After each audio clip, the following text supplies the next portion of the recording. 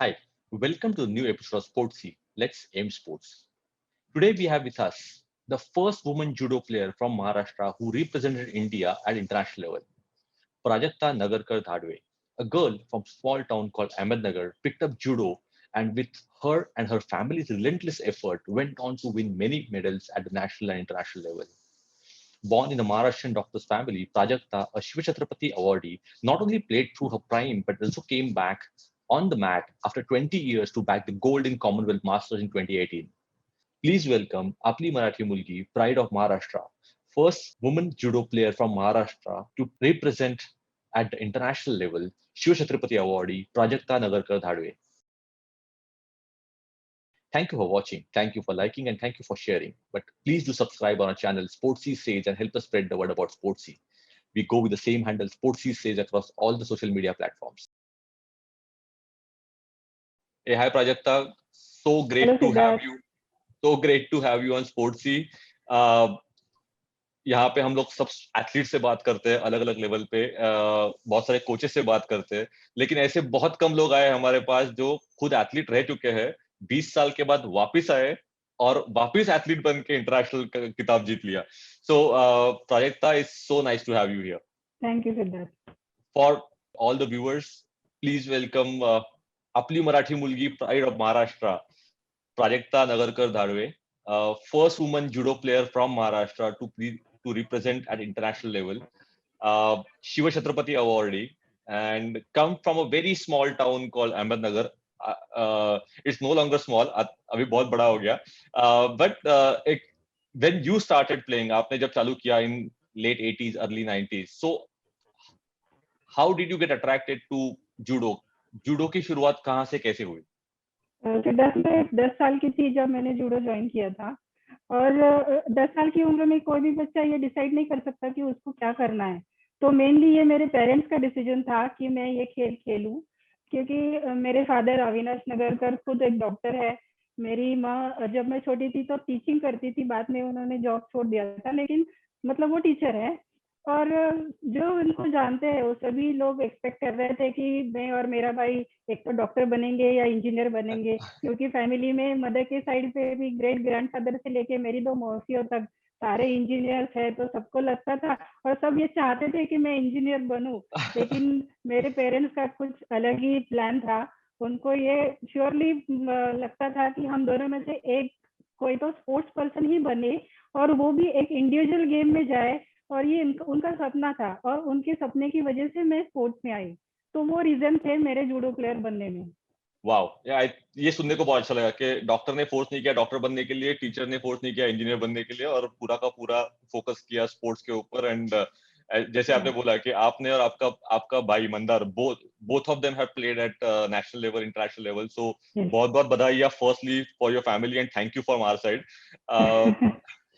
तो प्राजक्ता, इतने सारे गेम है मतलब अलग अलग स्पोर्ट्स है, इंडिविजुअल स्पोर्ट्स, लेकिन आपके पेरेंट्स ने डिसाइड किया तो जूडो कैसे डिसाइड किया? सिद्धार्थ, उस टाइम पे मतलब 1987-88 में अहमदनगर में कुछ ज्यादा ऑप्शंस अवेलेबल नहीं थे.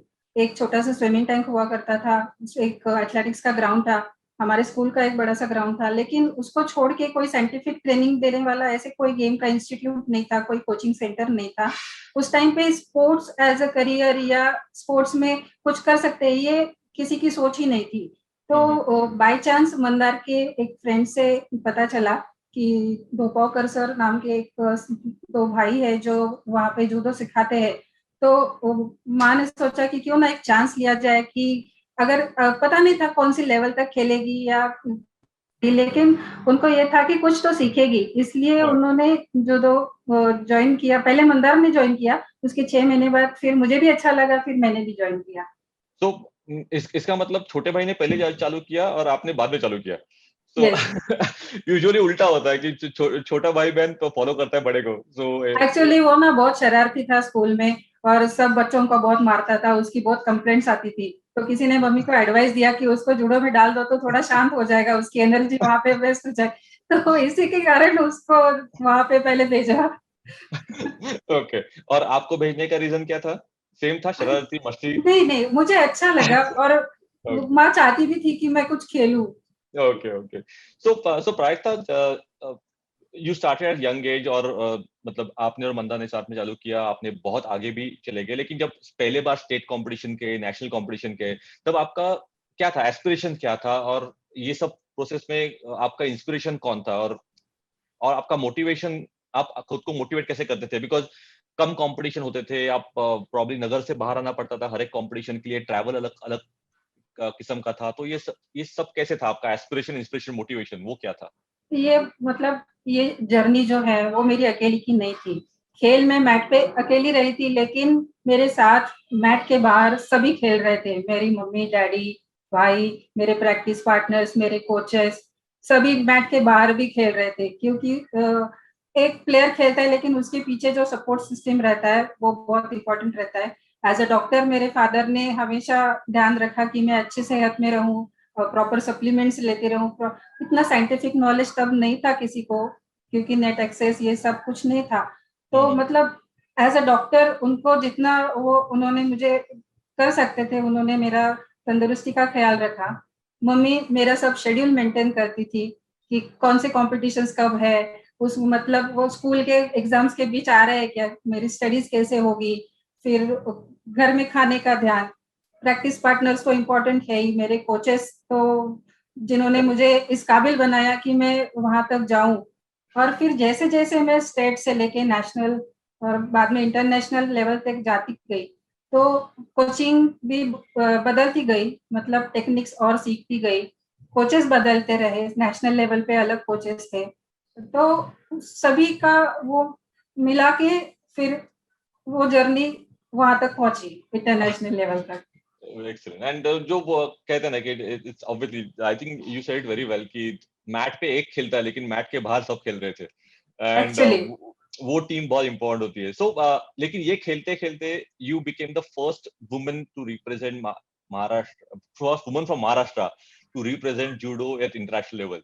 वो फील कैसा था? वो टाइम पे कुछ अलग फील आया कि मैं पहली लड़की हूँ जो महाराष्ट्र को रिप्रेजेंट करूंगी एट इंटरनेशनल लेवल? ये जब तक मैं इंटरनेशनल लेवल पे पहुंचती, मैं 10 साल उसके लिए मेहनत कर रही थी। 10 साल मैंने वेट किया कि मैं उस लेवल तक मुझे वो खेल सकूं मैं। तो ये इजी जर्नी नहीं था। It was full of hard work, sweat, tears and dedication. तो मतलब सब कुछ हो गया इसमें। कभी कभी मॉरल भी डाउन होता था। घर वाले, स्पेशली मेरे ग्रैंडफादर तास्कर, गजानन तास्कर, वो मुझे एनकरेज करते थे, बोलते ज्यादा से ज्यादा क्या होगा, गोबर का कोई बर्तन तेरे सर पे डाल देंगे, इससे ज्यादा तो कुछ बुरा नहीं होगा तेरे साथ। तो ऐसे एनकरेजमेंट, मॉरल, मतलब जितना फिजिकल वर्क इम्पोर्टेंट रहता है, उतना ही मेंटल आपका प्रॉपर सपोर्ट आपको होना चाहिए। आप मेंटली भी उतना ही स्ट्रांग होना चाहिए। तो ये सब करने में घर वालों ने काफी हेल्प किया। कोचिंग की साइड तो मैंने जैसे बोला कि मेरे फर्स्ट कोच टोपाकर सर से लेके बाद में Satish Pahade sir, Datta Aphale sir, Shailesh Tilak sir, जो कि महाराष्ट्र जूडो एसोसिएशन के सब ऑनररी मेंबर्स है, तो उन्होंने भी काफी एनकरेज और सपोर्ट किया उस लेवल तक मुझे पहुंचने के लिए, और मैं उस लेवल तक खेल सकूं, इसमें उन सबका बहुत बड़ा योगदान है। When you started playing at the international level, लेकिन उसके पहले जो नेशनल का जो पायदान था, सो वहां पे बहुत सारी लड़कियां जो नॉर्थ से थी या ईस्ट से थी, वो आपका सबसे बड़ा कंपटीशन था at the state level, national level. So वो टाइम पे कुछ आपको अलग लगा कि वो अलग ट्रेन हो रही है, अलग कुछ हो रहा है? बिकॉज वो टाइम पे as you said right, connectivity नहीं थी, इंटरनेट नहीं था, और जो था अपने यहाँ पे खुद करके आगे जा रहे थे, तो उसमें कुछ डिफरेंस लगा आपको वो टाइम पे? बहुत ज्यादा डिफरेंस था, क्योंकि नॉर्थ साइड में थोड़ा सा स्पोर्टिंग कल्चर ज्यादा रिच है एज कंपैरेटिवली महाराष्ट्र। तो यहाँ पे तो सब हम लोग स्टडीज में ज्यादा, उस टाइम पे भी स्टडीज पे लोगों का ज्यादा ध्यान था। स्पोर्ट्स मतलब ऐसे ही टाइम पास था लोगों का, कि स्पोर्ट्स करते मतलब टाइम पास करते। तो ये देखने का लोगों का ये नजरिया ये था। तो ऑब्वियसली वो ज्यादा मतलब स्ट्रेंथ से भी ज्यादा थे। उनका लेवल ऑफ एक्टिविटी, मतलब एंड्योरेंस लेवल और ये सब मेरे से बहुत ज्यादा था, और उनसे मैच करते करते मुझे बहुत मेहनत करनी पड़ी। लेकिन जब मैं नेशनल कोचिंग कैंप में गई तो मैं सीखती गई कि मुझे और क्या करना चाहिए, कैसे खुद को चेंज करना चाहिए एज टेक्निक और एंड्योरेंस के हिसाब से। और कोचेस ने भी काफी हेल्प किया। और सबसे बढ़िया बात ये थी ना सिद्धार्थ कि नेशनल कोचिंग कैंप में भारत की सभी जगह से प्लेयर्स आते थे, तो एक दूसरे के कल्चर का भी पता चलता था और इतने अच्छे दोस्त बने हम सब लोग सभी स्टेट के कि आज तक हम लोग अच्छे दोस्त हैं, आज भी रोज बातें करते हैं। तो मुझे लगता है कि सिर्फ खेल ही नहीं, खेल तुम्हें और भी तुम्हारा जो व्यक्तित्व डेवलप करता है। तो ये बहुत बड़ा गिफ्ट है जो स्पोर्ट्स ने मुझे दिया है। And very well said. हम लोग जो हमेशा सुनते रहे, जो एक बार फील्ड पे जो दोस्त बन गए वो मतलब दुश्मन भी होंगे फील्ड के ऊपर, लेकिन बाहर आते जो दोस्त बनते हैं वो लंबे लंबे टाइम पे जाता है वो। So I think it is very well said. And for you I think आपने ज्यादा सीरियस ले लिया कि मतलब टीम में के साथ शादी भी कर ली, सो वो थोड़ा आपका ज्यादा ज्यादा ज्यादा दोस्ती और आगे एक लेवल आगे चली गई। सो सो प्राजक्ता, आप खेल रही थी, आप नेशनल में और इंटरनेशनल मेडल जीत रही थी, और 96 97 में जब आपको शिव छत्रपति अवार्ड मिला, एक महाराष्ट्र का बहुत प्रेस्टिजियस अवार्ड है। सो जब नाम वहां पे क्वालिफाई हुआ और आपको जब अवार्ड मिला, तो वो फील कैसा था? एक तो वो बहुत अलग था क्योंकि मैंने एप्लीकेशन किया था शादी से पहले और अवार्ड अनाउंस हुआ शादी के बाद, तो वो खुशी दुगनी हो गई क्योंकि मैके वाले तो ऑब्वियसली हैप्पी थे ही, लेकिन ससुराल वाले भी बहुत खुश हो गए कि बहू ने आते ही एक बड़ा सा अवार्ड लेके आई। तो वो खुशी कुछ अलग ही थी और सब बहुत खुश हुए क्योंकि उसके पीछे 10-12 साल की सबकी मेहनत थी। तो ये मेरे अकेली का नहीं था, इक्वली मेरे सब फैमिली का अवार्ड था। करेक्ट। सो उसके साथ एक घर में दो शिव छत्रपति अवार्ड एक ही साथ आ गए। सो सो प्राजक्ता, जब आपने बोला कि आपके जैसे पिताजी डॉक्टर थे, उन्होंने जो ठीक समझा towards your fitness and well being, he took care of it. लेकिन आपको क्या लग रहा है कि इसमें जो आपका गेम है, पूरा कॉन्टैक्ट स्पोर्ट वाला गेम है, सो सबसे ज्यादा इंपॉर्टेंट एस्पेक्ट कौन सा होता है? अगर कोई लड़की अभी जुड़ो, बहुत सारे एथलीट आ रहे हैं, लेकिन अगर किसी को पिकअप करना है या घर वालों को, पेरेंट्स देख रहे हैं, वो बोलते हैं कि अरे जूडो में जाएगी तो ये होगा वो होगा, तो उनके लिए आप क्या बोलना चाहोगे कि ये कितना कैसे डेवलप करते हैं जूडो? देखो, जूडो तो एक रिक्रिएशन का गेम नहीं है, मतलब जैसे ऐसे कैजुअली गए और खेल के आ गए, ऐसा गेम तो हमारा है नहीं। ये बहुत डिमांड करता है कि बहुत ज्यादा फिजिकल एक्टिविटी है इसमें, ज्यादा स्ट्रेंथ लगती है, एंड्योरेंस लगता है। तो बेसिकली आपको चाहत होनी चाहिए ये खेलने की, नो डाउट। जूडो ये एकमेव ऐसा गेम है जो आपको गिरने को सिखाता है। फॉलिंग टेक्निक्स हम सिखाते हैं बच्चों को सबसे पहले। तो जब थ्रो करने से पहले हम पहले सीखते हैं कि गिरना कैसा है।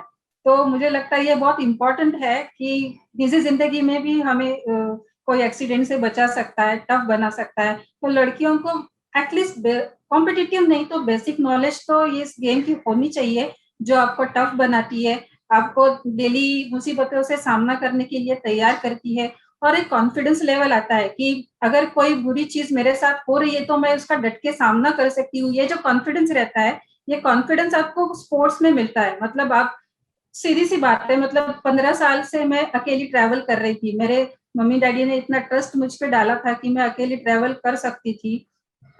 इमेजिन उस टाइम पे अर्ली 90s में, 1991 में कौन था पेरेंट्स जो अकेली लड़की को, जो 15 साल की लड़की है उसको अकेली को भेजते थे दिल्ली, अहमदनगर से दिल्ली या बैंगलोर में अकेली जाती थी। तो वो जो कॉन्फिडेंस लेवल मेरा बढ़ा है उसका कारण ही स्पोर्ट्स है। तो मैं समझती हूँ कि ये बहुत बड़ी अचीवमेंट है एज अ स्पोर्ट्स पर्सन कि आप बहुत जल्दी तैयार होते हो आम जीवन से सामना करने के लिए। एक्सीलेंट। एंड ये तो हो गई एक एक्स प्लेयर की बात, या एक जो एक जूडो प्लेयर की मदर भी है, जो भी वो भी अभी एक स्टेट लेवल पे खेल रहा है आपका लड़का। लेकिन आपका जो करियर था, प्लेइंग करियर, उसमें सबसे बेस्ट मोमेंट कौन सा था आपके लिए? एक्चुअली जब मैं यंग थी, जब खेल रही थी, तो फर्स्ट टाइम जब मैंने इंटरनेशनल के लिए सिलेक्शन हो गया, वो तो डेफिनेटली मेरे लिए बहुत प्राउड मोमेंट था। लेकिन उससे भी प्राउड मोमेंट अभी रिसेंटली 3 साल पहले आया, क्योंकि एज अ प्लेयर किसी भी प्लेयर की अंतिम इच्छा यही रहती है कि पोडियम पे सबसे ऊपर खड़े रह के वो अपना झंडा ऊपर जाते देखे और अपना राष्ट्रगीत सुने। वो इच्छा मेरी रह गई थी, मुझे लगा नहीं था कि ये कभी पूरी हो पाएगी, लेकिन अचानक 2018 में एक चांस आया और जिसके कारण मेरी ये इच्छा पूरी हो गई। तो ये मेरे सबसे मेरे बेहतरीन पलों में से एक था। एंड उसी के बारे में बात करनी है कि 20 साल के बाद आप मैट पे वापस आई और कॉमनवेल्थ 2018 मास्टर्स में गोल्ड जीत के आई इंडिया के लिए। सो वहां पे वो कैसे लिया 20 साल के बाद वापस मैट पे जाने का डिसीजन कैसे लिया, मतलब? It was not at all easy, क्योंकि एज अ कोच आप खड़े रह के बच्चों को सिखाते हैं वो अलग बात है, लेकिन वही टेक्निक्स 5 मिनट के कंपटीशन में आप जब अप्लाई करते हो तो वो 5 मिनट नहीं 5 घंटे जैसे लगने लगते हैं। तो imagine the level of endurance you need. तो पहले तो मेरे दिल्ली के एक फ्रेंड का कॉल आया कि अरे प्राजक्ता, वो जयपुर में मास्टर्स के कंपटीशन हो रहे हैं और इस बार जूडो फेडरेशन ऑफ इंडिया ने डिसाइड किया है कि इंडियन प्लेयर्स भी उसमें हिस्सा लेंगे। तो it was suddenly like a dream come true कि मुझे लगा अरे यार, अब तो मैं अपनी वो ड्रीम मेरा पूरा कर सकती हूँ। लेकिन जब वो एक्साइटमेंट थोड़ी सी दिमाग से उतरी तो थोड़ा सा पता चला कि 20 साल में मैंने मैट पे पैर नहीं रखा है, तो पता नहीं मुझसे होगा या नहीं, क्योंकि after giving birth to 2 children it was not easy. शरीर में काफी कुछ चेंजेस आ चुके थे। वो बिल्कुल एक्सरसाइज करने की, मतलब जूडो की एक्सरसाइज जो पहले हम किया करते थे वो आदत नहीं थी। तो लेकिन मेरे हस्बैंड योगेश, जो आपने बताया कि खुद भी 1994 के कॉमनवेल्थ जूडो के सिल्वर मेडलिस्ट है और छत्रपति अवार्ड ये, तो उन्होंने मुझे थोड़ा सा समझाया कि नहीं, तू कर सकती है, थोड़ा सा मेहनत करनी पड़ेगी लेकिन कर सकती है। और मेरा छोटा बेटा, हमने तो रोल रिवर्स कर लिया, वो मेरे माँ बन गई और मैं उसका बेटा बन गया। तो वो रोज मुझे खींच के जूडो हॉल पे लेके जाता था और सभी टेक्निक्स करने की प्रैक्टिस लेके फिर मुझे तैयार किया 2 महीने में कि मैं कंपटीशन, फिर मुझे 2 महीने के बाद थोड़ा कॉन्फिडेंस आया कि नहीं, हाँ मैं खेल सकती हूँ, एटलीस्ट कंपटीशन में खेल सकती हूँ। लेकिन अच्छा रहा, और जब मैं पोडियम पे खड़े रह के वो सब मैं देख रही थी तो it was just out of the world, no words to describe that. And I think हर एक एथलीट का वो सपना तो हर एक एथलीट का होता है, जैसे आपने बोला कि पोडियम में खड़े रहो, तिरंगा ऊपर जाते हुए देखो and listen to Jana Gana Mana. And not everybody gets a second chance, and आपको लाइफ में वो सेकंड चांस मिला। एंड आई थिंक मेरे सब जो ये चैनल का कॉन्सेप्ट है, aspiration, inspiration, motivation, I think आपके घर में आजू बाजू में इतना सारा इंस्पिरेशन, मोटिवेशन है, एंड आप दैट एक्चुअली शोज दैट मैं age is just number, opportunity आए तो करो, फिटनेस पे फोकस करो। I think once a athlete always a athlete. Yes, dare to dream big, and आप कुछ डेडिकेशन से उसको पूरा करने की कोशिश करोगे तो वो डेफिनेटली पूरा हो जाएगा। करेक्ट। सो प्राजक्ता, फ्रॉम वहां से अभी नेक्स्ट क्वेश्चन है, जहां पे एक टाइम था जब जूडो वाज इतना प्राइम में नहीं था, फिर भी आप खेले, आपके हस्बैंड खेले, बहुत अलग अलग लेवल पे खेले, आपका रोल चेंज हो गया from a player to coach to a mother, and आपका बेटा भी अभी कॉम्पिटिटिव लेवल पे जूडो खेल रहा है। सो एज अ पेरेंट और as a athlete in judo, आपको क्या लगता है कि जूडो का डेवलपमेंट कैसे हुआ है और यहाँ से और कहाँ कितना आगे जा सकता है? पहले से ही पुणे या महाराष्ट्र का जूडो का कल्चर बहुत रिच था, क्योंकि भारत में जब जूडो स्टार्ट हुआ था तो पहली बार पुणे से स्टार्ट हुआ था। तो हमारी स्पोर्टिंग जूडो की हिस्ट्री जो है वो महाराष्ट्र की बहुत रिच है। टेक्निकली हम लोग बहुत सुपीरियर थे, लेकिन जैसे जैसे गेम बदलता गया, थोड़ा सा वो स्ट्रेंथ का पार्ट ज्यादा हो गया उसमें, तो थोड़ा सा अभी नॉर्थ साइड में उसका ज्यादा उनका वर्चस्व है गेम पे। लेकिन भारतीय जूडो का अभी जो सिनारियो है वो बहुत ब्राइट है। अभी हम लोग ओलंपिक्स में मेडल की आशा कर रहे हैं, हमारे प्लेयर्स भी क्वालिफाई हो रहे हैं। तो और उसके लिए जो अभी खेलो इंडिया जैसे स्कीम्स बने हुए हैं कोचिंग के लिए, तो उससे अच्छे प्लेयर्स निकल के आ रहे हैं, और होपफुली ये टोक्यो या उससे आगे का जो ओलंपिक है, तो जूडो में अगर मेडल आया तो आश्चर्य नहीं है।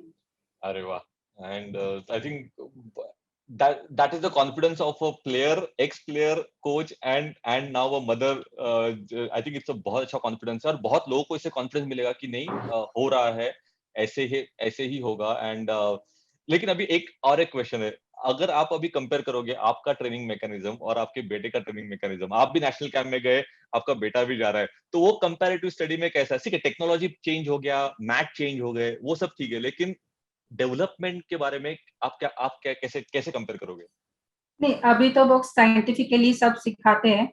उनका मतलब उधर जाके सब एग्जामिनेशंस होता है, उनको प्रॉपर गाइडेंस मिलता है. हर एक मतलब वेट ट्रेनिंग के लिए अलग कोचेस रहते हैं, जूडो ट्रेनिंग के लिए अलग कोचेस रहते हैं, जो योगा प्राणायाम उसके लिए अलग कोचेस रहते हैं. तो हर एक का स्पेशलाइजेशन हो गया है अभी और उनको स्पेशलाइज्ड ट्रेनिंग मिल रहा है.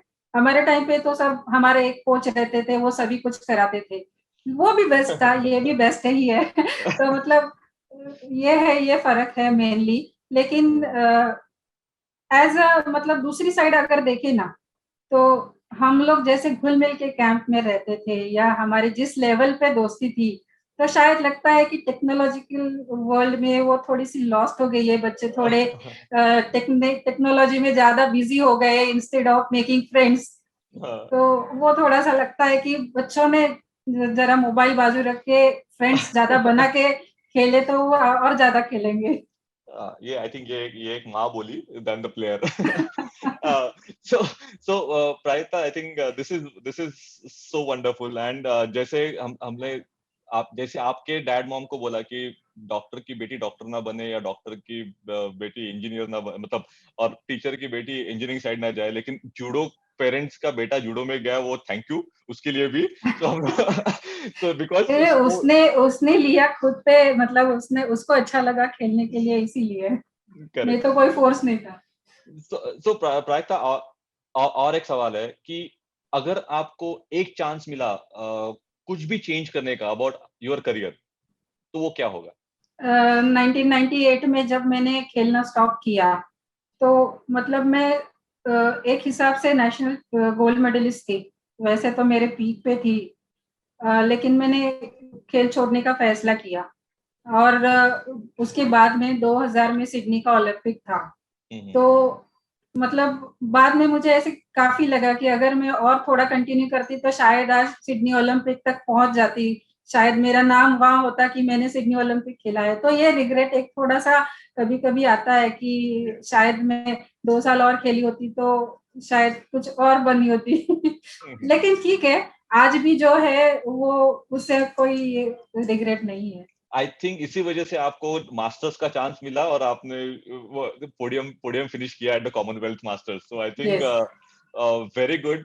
सो प्राजक्ता, आप बहुत सारे मैचेस नेशनल और इंटरनेशनल पे खेले, लेकिन जब पहली बार आप इंटरनेशनल लेवल मैचेस खेलने गई, तो हम लोगों ने हमेशा सुना है कि इंडिया का इंफ्रास्ट्रक्चर और इंटरनेशनल टूर्नामेंट्स का इंफ्रास्ट्रक्चर में बहुत फर्क होता है, और बहुत सारे इंडियन एथलीट वो टाइम फर्स्ट टाइम देख के ऐसे थोड़े से डर से जाते हैं, सहम से जाते हैं. सो आपका वो एक्सपीरियंस कैसे था about the infrastructure that you got to see at international level? International level पे जब मैं पहली बार खेली तो काफी बड़ा सा मतलब वो सब अरेंजमेंट था, बड़े तौर पे था, एशियन लेवल पे था. तो नेचुरली उस लेवल के प्लेयर्स थे, तो उस लेवल का सब अरेंजमेंट था. पहली बार मैं इतना सब बड़ा सा कंपटीशन देख रही थी. लेकिन सिद्धार्थ, आजकल हमारे यहाँ भी इक्वली इंफ्रास्ट्रक्चर अवेलेबल है, thanks to our SAI and sports ministry. हम कुछ पीछे नहीं है. मुझे ये प्राउड होता है ये कहने में कि हमारी अभी जो करंट फैसिलिटीज है वो इक्वली उससे मतलब इक्वल है, कुछ कम नहीं है.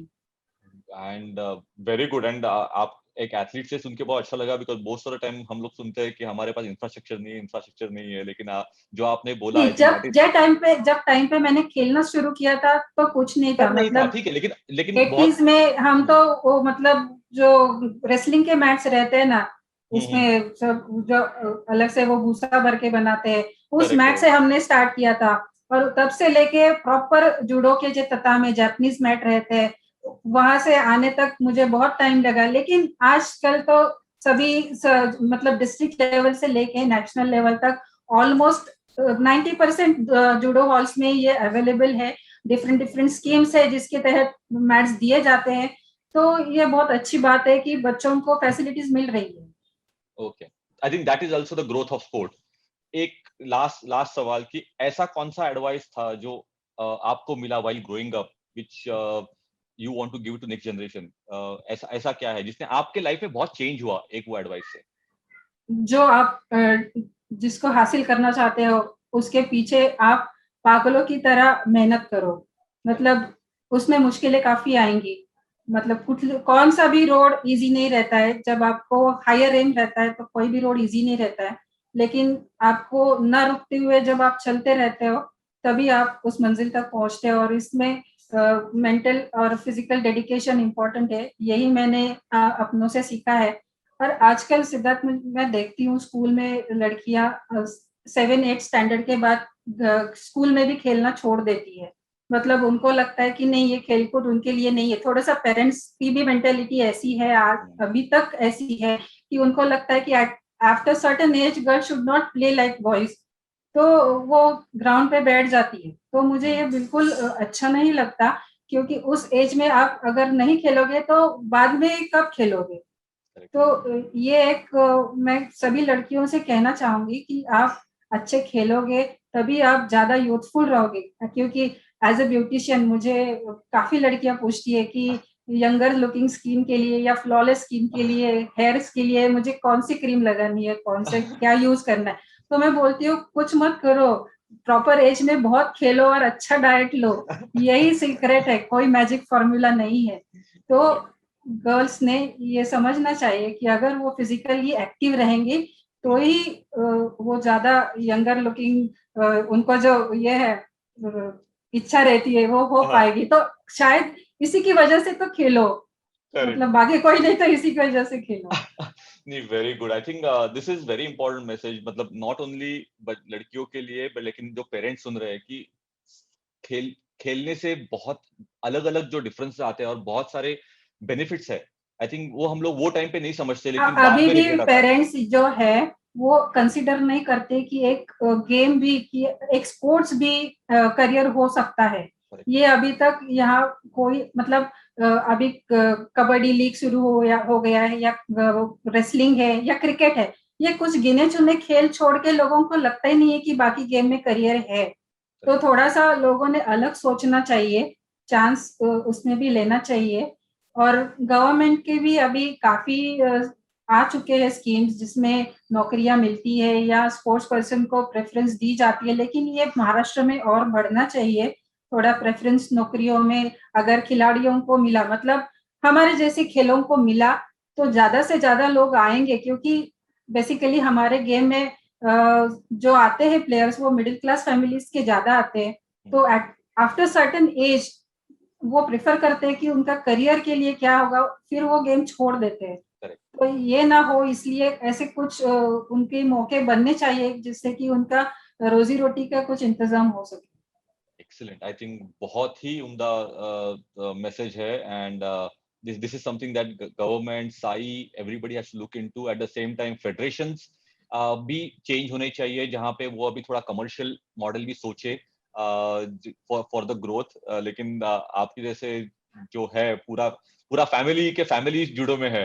I think that is something amazing and wish you all the best thank you. Prajakta and wonderful talking to you and take care and stay safe. Thank you for inviting me, Siddharth. Thank you very much. Thank you.